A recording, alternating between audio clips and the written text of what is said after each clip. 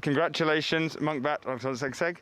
You are champion here in Tashkent. How do you feel to get your first gold medal in 3 years on the IJF World Tour? Өнөөдөр их сайхан өдөр байна. 3 жил медаль аваагүй байжгаад алтан медаль авсан байна. Тэрийгэ мэдлгүй явж байна. Тэгээд одоо бол бас цаашдаа олон тэмцээнд төрүүлэх байх. In the final, you threw with a big ippon, and then there was a very big celebration. Tell us about this moment of joy.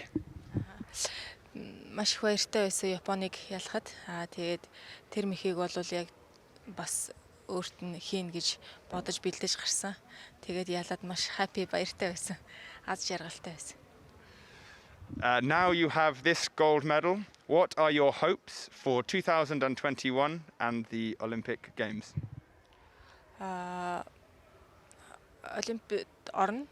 Тэгээд Олимпиад бас өрсөлдөгчнөрөө сайн судалж агаад алтан медаль авна. Thank you very much. Congratulations.